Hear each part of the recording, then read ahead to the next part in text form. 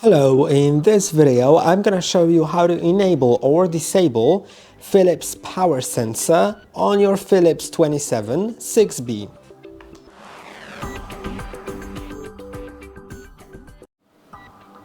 To do it, it is pretty simple.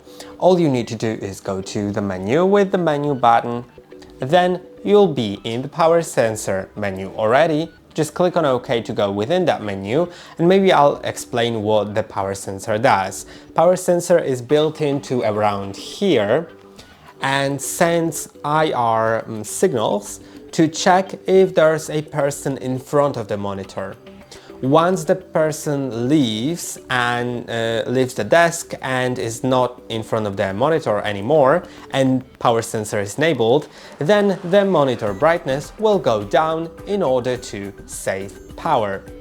Now you can see once you enable it, let's set it to on and click on OK. You also have the sensitivity here to set. Set any number from here. Check if it works fine for you. If not, feel free to change it later. And that will be about it. I hope that this video was helpful. Don't forget to like and subscribe. See you in the next one.